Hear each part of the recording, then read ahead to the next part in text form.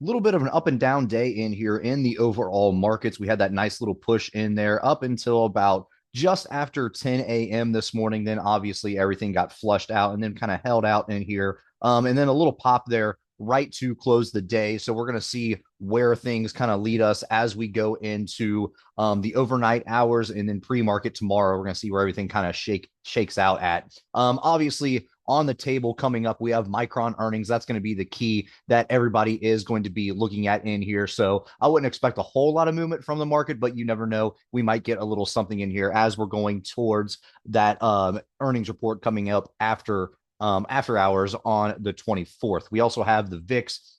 Their options are expiring on the 24th as well. So that could give us a clue as to places where people might just be trying to kind of pin the overall market to as well as we get closer to that expiration date. So we have those few things going on, but we're going to look at NVIDIA here on the weekly chart overall in here really quick.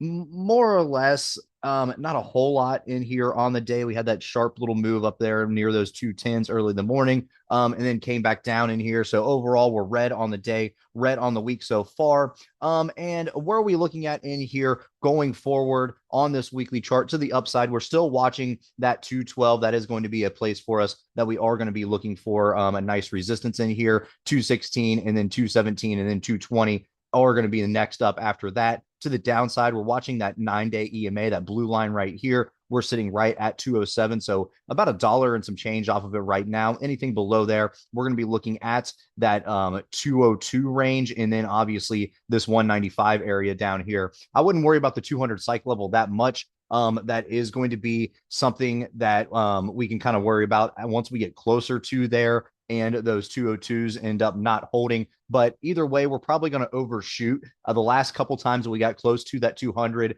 we did go under 200 for just a little bit, but then came right back up. So it's not necessarily an exact jumping point, bouncing point. If we do get down to that 200, we might kind of overshoot it a little bit, but around that area, it is going to be some footing for us, but we're probably going to overshoot it just a little bit. So if we do end up getting below those 202s, watch for that 195 area or 197 to kind of bounce off.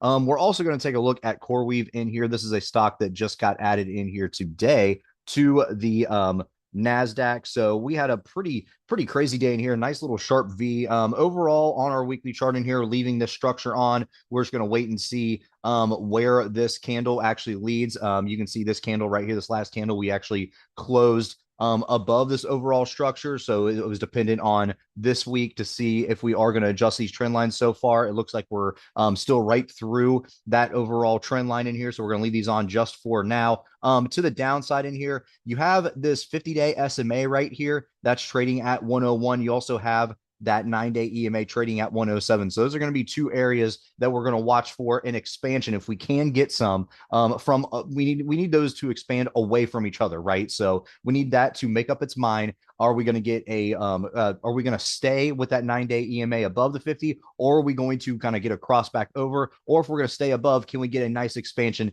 and have them running away from each other? Either way, we want them to get away from each other because that's going to tell us that we have movement in here in the overall chart. So that's what we're looking at. 107 and 101 to the downsides in here. Anything below that, it's going to be right around this $88 level, which is going to be the lower trend line of our overall structure. Now to the upside in here, we're looking at basically 112. That's kind of what we're setting up against right now. That was a nice little spot for us to run up to on that big V shape that we had in here today. Anything outside of there, we are going to be looking at that 114, and then we're watching the 124 area, which is going to come right here. So decent volatility in here, coming off of that newly listed NASDAQ listing in here for CoreWeave. Ivy ranking here sitting at 41, about a $10 expected move, priced in by this Friday. The following Thursday, it's going to be about $14. We go all the way up to July monthlies, right around a $20 expected move. So let's see what happens in here in CoreWeave. And then also we're going to watch our overall correlation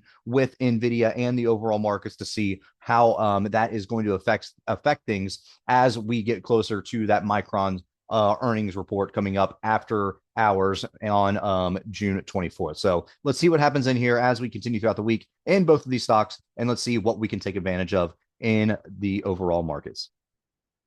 All right, guys, if you like this video, make sure to check us out on all of our social media. We also have a Discord service if you are interested, and you can find all of our socials in the description below.